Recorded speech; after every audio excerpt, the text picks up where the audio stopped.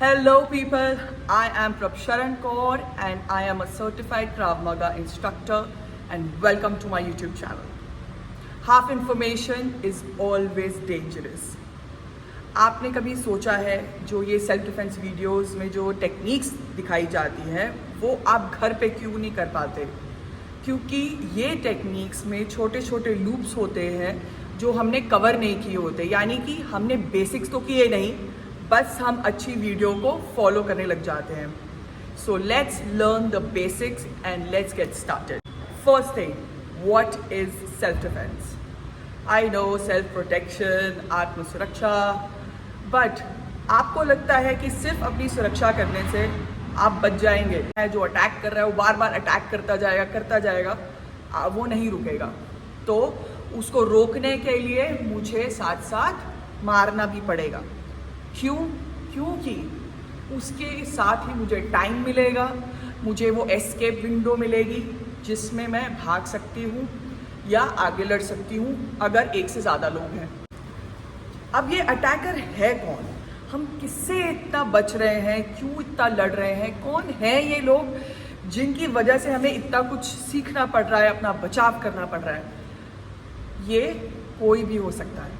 Attacker किसी भी gender का हो सकता है, किसी भी उम्र का हो सकता है, कोई भी हो सकता है, कोई जानकार हो सकता है. तो अगर आप सोचते हैं कि आप घर पे सेफ हैं, ऑफिस में सेफ हैं, या मॉल में सेफ हैं, या अपने लव्ड वंस के साथ सेफ हैं, no you are not, because safety is a myth. सुरक्षा एक भ्रम है. Yes, you will find that weird. आपको सुनने में अजीब लगेगा कि कौन हमारे जानकार जो हमें जानते हैं या हमारे माँ बाप कैसे टर्न हो सकते हैं. सिचुएशन का कभी नहीं पता होता. आपके बेस्ट फ्रेंड्स जो आज बेस्ट फ्रेंड्स हैं, कल को आपके दुश्मन भी हो सकते हैं. उनको आपके टाइमिंग्स पता है, उनको आपका घर पता है, कितने बजे कहाँ जाते हो सब पता है.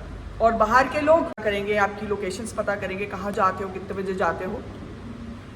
कोई बुजुर्ग औरत भी हो सकती है अटैकर.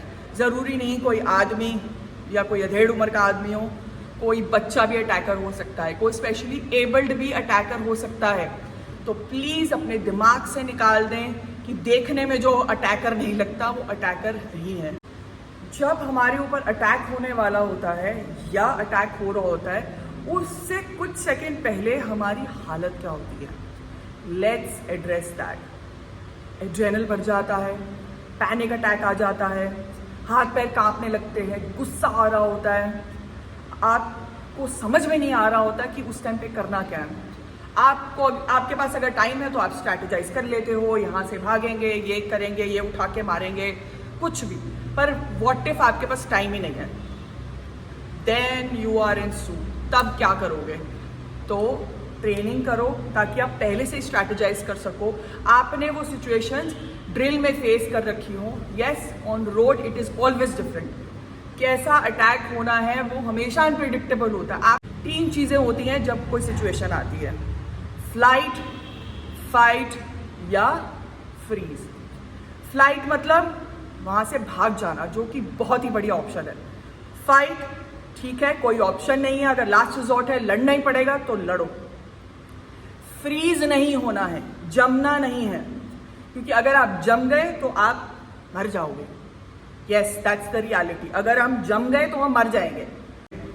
जो आपको अटैक करेगा वो इतना होमवर्क ज़रूर करके आएगा कि वो आपसे साइज में बड़ा है, यानी कि उसको पता है कि आप उससे साइज में छोटे हो, आपको कंट्रोल किया जा सकता है. राइट.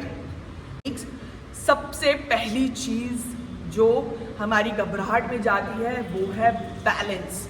यानी कि हमें पता नहीं पैर कहाँ रखने हैं, गिर रहे होते हैं, टांगें कांप रही होती हैं और सबसे पहले धक्का मारते ही हम ज़मीन पे गिर जाते हैं. अब इस चीज़ को कैसे रोका जा सकता है? अपने कंधे के बराबर पैर रखो. ओके, सबसे बेसिक चीज़, अगर आप लेफ्टी हो तो आप लेफ्ट पैर पीछे ले जाओगे. ठीक है. अगर आप राइटी हो तो आप राइट पैर पीछे ले जाओगे. तो आपका पोस्चर कुछ ऐसा दिखेगा. कंधे के बराबर पैर, मैं लेफ्टी हूँ तो मैं लेफ्ट पैर पीछे रखती हूँ, तो मेरा पैर हल्का सा जमीन से उठा रहेगा, यानी कि 70% वेट जो है वो मेरा आगे की टांग पे रहेगा और 30% वेट मेरा पीछे की टांग पे रहेगा और हल्का सा मुड़ा रहेगा। नीज आपके बिल्कुल सॉफ्ट होने चाहिए, अकड़ना नहीं है, पीठ सीधी रखो पर अकड़ना नहीं है, हाथ यहाँ पर नीचे, ताकि जब आपको धक्का पड़े आप पीछे जा सको। आपके हाथ कैसे होने चाहिए? हाथ देखिए ध्यान से, इसको रोले और अंगूठा यहाँ, ध्यान से देखो, ओके। क्योंकि अंगूठा अगर आपके यहाँ से देखिए बाहर नहीं जाएगा, अगर अंगूठा यहाँ से बाहर जा रहा है तो मतलब टूटेगा जब भी इम्पैक्ट आएगा, तो उसका ध्यान रखना है। हाथ ऐसे रोले, पैर पीछे और हाथ यहाँ आँख के नीचे, ताकि आप देख सको। हम ये हाथ क्यों रखते हैं?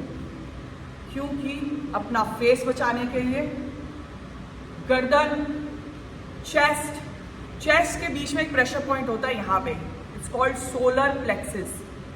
अब पसलियाँ बचाने के लिए इसीलिए हमारे हाथ यूं रहते हैं, ताकि जिनसे ये प्रेशर पॉइंट्स हमारे बच सके फाइट के टाइम, ओके। तो सबसे पहले हमें सीखना है बैलेंस कैसे रखें। ये आपका पोस्चर होना चाहिए, इसको बोलते हैं फाइटिंग पोजीशन। अब ये फाइटिंग पोजीशन मेंटेन कैसे होता है? ये नहीं कि आप सीधे खड़े होंगे, जब आप ट्राई करोगे तो आपको पता चलेगा कि कितना मुश्किल है ये मेंटेन करना। इसके लिए हम एक्सरसाइज क्या करेंगे, ध्यान से देखिए। इसमें आप करो 1 यानी कि फ्रंट में, 2 यानी कि पीछे से, कितना करेंगे पहले।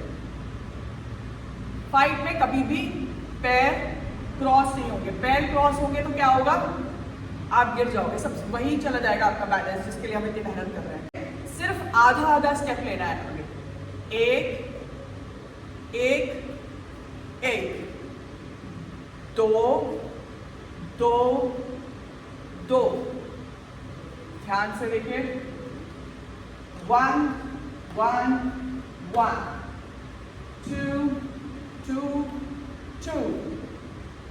जितनी करोगे उतना ध्यान में रहेगा, ताकि आप ऐसे मूव ना करो फाइट में, आप ऐसे मूव करोगे फाइट में, ठीक है। अब जब आपकी थोड़ी सी परफेक्शन हो जाए, थोड़ी प्रैक्टिस हो जाए 1 और 2 की, यानी कि फ्रंट और बैक की, तब हम करेंगे लेफ्ट एंड राइट, ओके। यहाँ आपका राइट रहेगा और ये लेफ्ट, यानी कि 3, 4। जो पैर आप जिस डायरेक्शन में मूव कर रहे हो उसमें पहला है, आप उसी से मूव करोगे। अगर मैं इस डायरेक्शन में मूव कर रही हूँ, लेफ्ट में मूव कर रही हूँ, तो ये पैर पहले पड़ता है तो मैं इधर ही जाऊंगी। ये पैर पहले राइट में पड़ता है तो मैं राइट पहले लूंगी। अब 3, 3, 3, 4, 4, 4। Now 1, 2, 3, 4, 1, 1, 2, 2, 3, 3, 4, 4। अब इस पोजीशन को मेंटेन करना भी आसान नहीं होता। इसको सपोर्ट करने के लिए हम कौन कौन सी एक्सरसाइजेस कर सकते हैं ताकि हमारी पोजीशन अच्छी रहे। जंप्स 1, 2, 3, 4, 5, 6 जंप्स कर सकते हैं। रेपिटेशंस आप अपने हिसाब से देखिएगा आप कितनी कर सकते हो। स्टार्ट विथ 30, 10 के सेट्स करो और स्टार्ट कर दो। ओके, जंप्स कर सकते हो, ऑल्टरनेट जंप्स,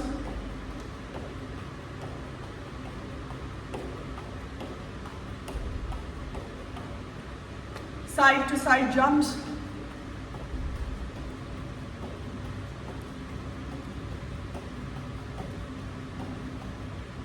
अब only heel jumps.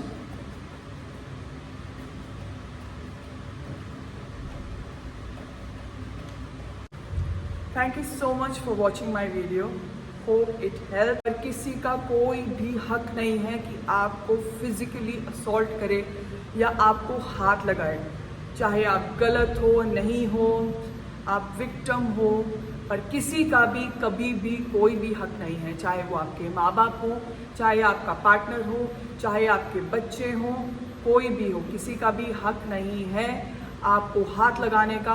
Respect your self, respect your boundaries. तो अगर अगली बार कोई हाथ उठाने लगे तो मारो। Okay, stay safe, keep fighting because nobody is coming to save you. You have to be your own hero.